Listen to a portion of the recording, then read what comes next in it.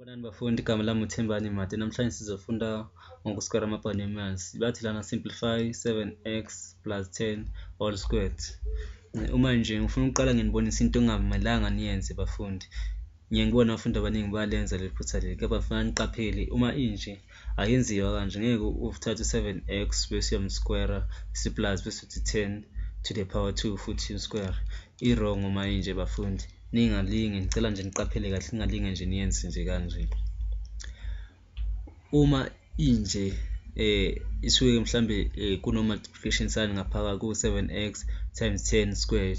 Okay, mangabe inje kuvumelekile ukuthi ungathatha u7x squared bese futhi uthi 10 squared, yabo, ngoba kusuke kunani ne multiplication sign ngaphakathi, kepha lana kuno positive sign, lokho kusho ukuthi siya-add-a. So akuvumelekanga ukuthi nje siyenze ngale ndlela le eniyenze ngayo, i-wrong.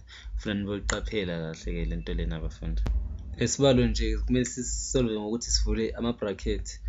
Njengoba kusho lokhu bathi 7x plus 10 squared, kusho ukuthi zimbili, sothatha u7x plus 10 simphindaphinda ngomunye 7x times 10.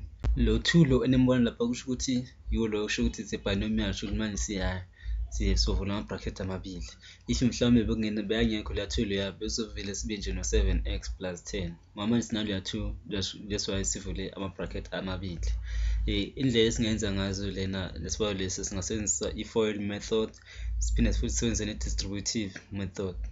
So kuphuma kuwe mfundi, kepha imiphumela yakhona izofana. Ngifuna ukuthi ngiphinde futhi ngibonise futhi esinye isibonelo lana. Bengizovele ngisolve lesibalo lesi straight nje siqhubeke ngaso, kepha ngifuna ukuthi nibe nolwazi olujulile, ulwazi lenu lujule kahle la. Sasithathe nje isibonelo lana sika a plus b squared, njengoba sino-2 siyazi ukuthi sizovula ama-bracket, so sizoba no-a plus b plus times a plus b. Uma senje senzenzani, sizo-multiply-ke, sothatha fana sothatha u-a simultiply ngaye u-a plus b, sithathe futhi no b naye simultiply futhi ngaye u-a times b, a nangu no b naye samthatha futhi izoba b times a plus b.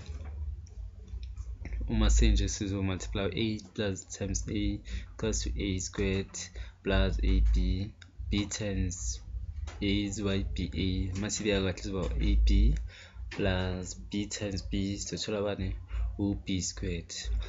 U-a plus b bafundi fana nokuthi sithathe u-a, si-add ama-like terms lana, sizothatha u2a siba no2ab, masizehlisa soba no-a squared plus 2ab plus b squared. Sesixazulule ke bafundi. Manje mawuthi uyabheka kahle into le ifana nokusithathe u-a squared sathi plus 2 ne-product ka-ab which is 2ab, sathi futhi times b soba no-b squared, sasquare u-b. Okay. Manje sobuyela kuso lesibalo sethu lana, sizoba nobani 7x squared plus sithatha u2 product ka7 no10 zoba 7x times 10 plus 10 squared. Uyabona ke bafundi ke lento le bengisho ukuthi sifole sase-wrong. Laphana ekugcineni ziyafana, kepha asinayo i-middle term.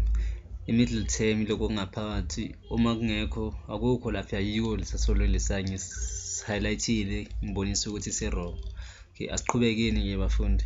U7x squared uzosinikeza u49x squared, bese sithi plus thatha u2 times 7 usinika u2 times 7 usinika u14x, then 14x times 10 usinika u140x.